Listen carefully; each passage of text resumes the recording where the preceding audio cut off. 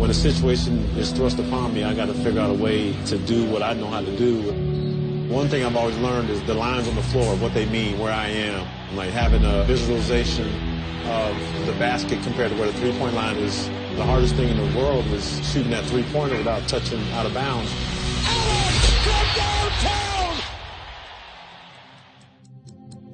The shot and how 28.2 seconds played out in so many different ways. The Heat had just enough time. The Spurs thought they had too much of it.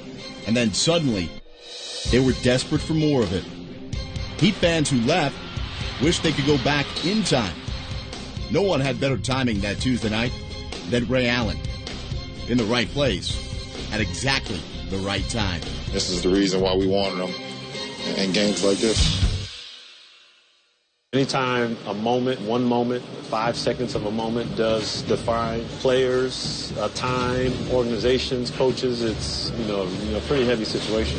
The shot that Ray Allen made was more than just an orange leather ball going through a nylon basket. I've hit a lot of big shots, and I can tell you about a lot of them because I remember them in the situation we were in, but none that had so many, I think, damning circumstances for us going forward if that shot doesn't go in. I think that if they had lost that game and then lost the championship, that the prevailing attitude, not just in the community, but on the team would be, we're not good enough. When you think about the rippling effects of Allen's make, you're talking about solidifying LeBron's legacy. The shot going down is the difference at that point in LeBron's career of being 1-3 in the finals and 2-2, and that's huge. A huge difference. Have you guys discussed that? We haven't discussed it, but we all understood. Anytime you get to a finals moment, you know that what you're playing for, it just hollows in the annals of NBA history. Ray was familiar with that feeling, having arrived in South Florida with a ring that he had earned with the Celtics. But like so many athletes, Ray's career highlights took a back seat to those rare times that he came up short. I think the Game 7 2010 is probably in my mind more than anything else because we still had an opportunity to win then. And I've always said throughout my career, the losses stay with you a lot longer than the wins. 3 years removed from that heartbreak, Ray bolted from Boston, joining forces with his former rival. I'm looking forward to what we can do here in this organization, being a teammate of LeBron, being a teammate of Dwayne. I'd always been an admirer of Ray Allen as a player and as a person, but I hated him as an opponent because he killed us when he was in Boston. But when he came to the Heat, I not only admired him, I loved him. Everybody understood that what Pat Riley was trying to do was to make sure all the puzzle pieces were going to fit and the team was going to be as good as it could be. When you need something more, a four-spacer, an all-world shooter that allows Dwayne and LeBron to do what they're going to do, adding Ray Allen was it was unfair. And it didn't take very long for the Heat to put everyone on notice. Coming off a title in 2012, Miami looked unbeatable, including a stretch of 27 straight wins. Expectations to repeat now at an all-time high. Standing in the way, the four-time NBA champion San Antonio Spurs, which provided LeBron a shot at redemption from a loss in the 2007 finals. Tied at 2 through the first 4 games, the Spurs couldn't miss in Game 5, taking control of the series. We've been here before, going back home, being confident about our game, being confident about, getting a win, which we are. We tried to come up here and get 2, we couldn't do it. But we got 2 at home, so take care of Game 6, we all right. We're back in Miami where the NBA Finals return for Game 6.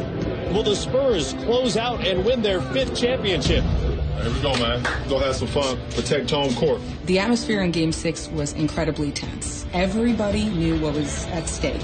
Let's just say I had a ringside seat. Inside to Duncan, rejected by LeBron. Clock's at 7, winding up James. 6 to shoot. Parker pulls back. That's a three-pointer. It's good. Parker driving, right in the lane line, stops, leans in, jumper, good! Tony Parker with a basket. Now San Antonio's pulling away. The American Airlines Arena has gone quiet. Everybody in the arena thought that it was over. I mean, everybody had started leaving. I couldn't believe that they were giving up on their team. You see San Antonio fans popping their jerseys, jumping up and down. It's a dark moment. Miami has always been perceived as having late arriving fans and fans who bail early to beat the traffic. I just kept thinking, these people are insane. Where are they going? Like, we have a game to win. The security started putting up the roped-off barricades for the trophy presentation for the Spurs. I think it was disrespectful. It's just a terrible feeling when you know that the other team is about to celebrate on your behalf. In that situation, it wasn't even over yet. And so it kind of angered me. Doubt creeps into your mind, saying, is this all in? But at the same time, the competitive side, you say, okay, the game is not over until zeros are on the clock. So Miller to inbound. James catches, fires a three. Way off. Rebound tipped. Still loose. Picked up by Miller. Back out to James. Another three. It's good. James knocks it down. We hit a three. We're down 2. Now we're a little more into it. They have to miss another free throw. And if we can foul anybody, foul Kawhi. And he just, so happened to get the ball. And he just, missed one. And that gave us an opportunity. Inside, a dream sequence was taking place, courtesy of a legacy-altering comeback. Outside, a nightmare. Doors locked. A buzz on Biscayne brought a mad dash of fans back to the arena who had left not wanting to see a Spurs trophy presentation. Instead, outside, missing an iconic finals moment.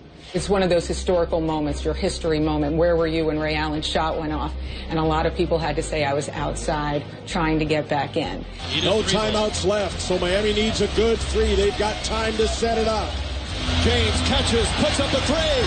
Won't go. It was just one of those things where I just felt like the ball was for me. Rebound Bosh. He was calling my name. His eyes were as big as plates. Backpedal. He even gave it to me a lot sooner than I would expect him to give it to me. So the fact that he had the ability to get me the ball and not hesitate, that was remarkable.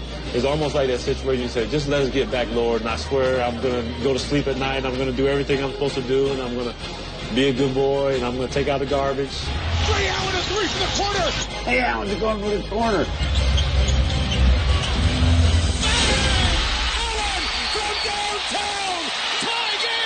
Popovich is saying, come on, let's run. We still have time. Let's, don't let him set up the defense. But the referee stopped play to see if it was a 2-point shot or a 3-point shot. And everybody said, oh, they're checking to see if it's a 3. And I said, that's a 3. I looked at Mike Miller's face, and he had, worry on his face. I said, did I touch the line? And he was like, no, bro, I think you were good. But the way he looked when I looked at his face, it scared me because I thought he was about to say, dude, your foot was on the line. This man have gone to the gym early throughout his career and put himself in situations so he can be prepared. I asked him, do you practice that shot? And he said he does. I practiced that shot. And asked him, okay, have you ever used it in the game? And he said no. Ray was excited about hitting that shot, but he also had a problem with those yellow shirts and that yellow rope. And I saw him over there saying, take those ropes down. And I thought, oh, God, y'all done did it now. After Ray Allen's shot, not only did I think we were going to win Game 6, I knew we were going to win Game 7. The whole championship, the whole playoffs was decided in that 1 second that he was behind the line and there were 6.7 seconds on the clock. The Heat and the Spurs knew that broke their spirit. I know it was deflating for the Spurs that emotionally they were so high, in those last 6 minutes where, the ties were going to their favor. When you're that close to a championship and let it slip away like that, it hurts. It felt like we gave it away. The Miami Heat have won the 2013 NBA title. We've been resilient all year. We never give up.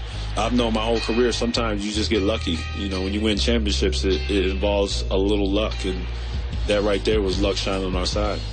Basketball is so unpredictable. You look at NBA games, they're decided by 2 or 3 points, on average. So it comes down to shooting a three, it comes down to making a free throw. I think those are the players, ultimately, that will be the ones that are standing up at the end of the night to make those plays happen because they're the ones that are best prepared. There's always going to be one king in one driveway or one gym with one ball or one basket, elevating for three with everything on the line. And it's not an imaginary dynamic. There's Ray Allen in Game 6 for the Miami Heat actually doing it, and you'll be able to almost touch it for eternity. And that's what makes that shot so special.